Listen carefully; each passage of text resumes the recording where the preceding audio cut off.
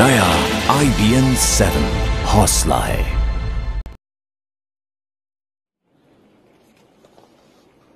मैं आपको इसी संदर्भ में सुप्रीम कोर्ट ने 27 अगस्त को एक ऐतिहासिक निर्णय लिया, जिसके अंदर सुप्रीम कोर्ट ने यह कहा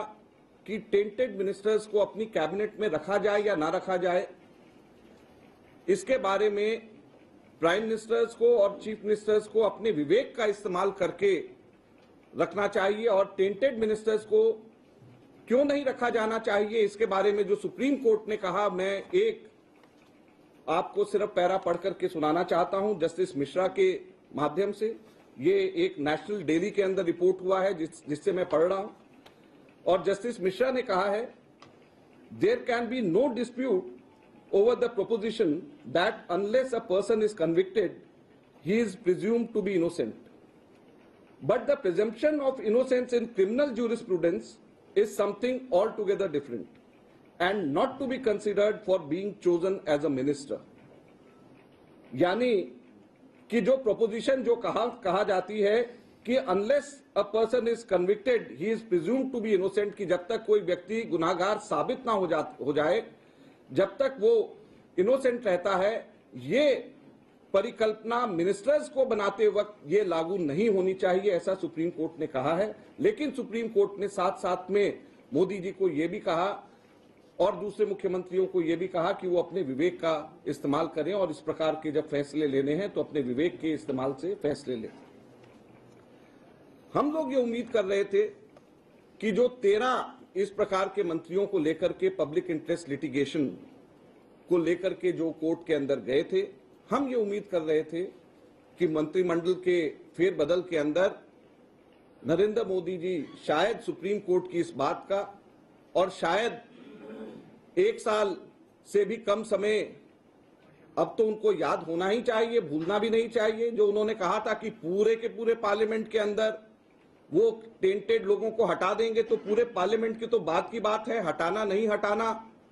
तो सीधे शायद उनके हाथ में नहीं है, लेकिन अपने मंत्रिमंडल में टेंटेड लोगों का हटाना तो उनके अपने हाथ में है। कम से कम उसका फैसला ये खुद क्यों नहीं कर सकते। आज हम लोग ये जानना चाहते हैं कि वो 13 मंत्री जो थे उनको आपने क्यों नहीं हटाया, उसके ऊपर से नए इस प्रकार से मंत्री आप क्यों ले आए, और नए मंत्री जो लेकर के आए हैं उसके बारे में भी एक तो मैंने बताया, 2 और मैं उदाहरण देना चाहता हूं। कल जो मंत्रिमंडल के जब उनके उम्मीदवारों नाम की जो घोषणा जब हुई, उम्मीदवार नहीं मंत्रिमंडल के सदस्यों के नाम की जब घोषणा हुई, तो हमने उन सब लोगों के बारे में जानकारी लिया। तो एक ऐसे मंत्री हैं जिनके एफिडेविट के अंदर 23 केसेस, 1-2 नहीं 23 केसेस, ये पेजेस जो हैं, 1 पेज 2 पेज 3 पेज, ये तीनों के तीनों उनके एफिडेविट के भरे हुए हैं ये केसेस से। ये 3 पेजेस है पूरे के पूरे। मेरे को नहीं लगता कि किसी भी और पूरे पार्लियामेंट में शायद किसी भी और मेंबर ऑफ पार्लियामेंट के इतना भारी भरकम क्रिमिनल रिकॉर्ड का किसी का भी होगा जितना भारी भरकम क्रिमिनल रिकॉर्ड एक मंत्री का है। तो जो प्रधानमंत्री पूरे पार्लियामेंट को क्रिमिनल से सफाया करने की बात चुनाव से पहले करते थे, अब उन प्रधानमंत्री जिसे कांग्रेस पार्टी पूछना चाहती है कि पार्लियामेंट के अंदर तो आप सफाया बाद में करेंगे या नहीं करेंगे, क्या कर पाएंगे, अपने मंत्रिमंडल के अंदर सफाया करने की बात तो दूर रही, आप इंडक्ट करे जा रहे हैं। और इसके अंदर केसेस के अंदर 307 अटेम्प्ट टू मर्डर के केसेस से लेकर के और दूसरे जो भी आप सोच सकते हैं, शायद वो सारे के सारे केसेस इसके अंदर मौजूद हैं। इनका नाम है डॉक्टर रामशंकर, आगरा से हैं।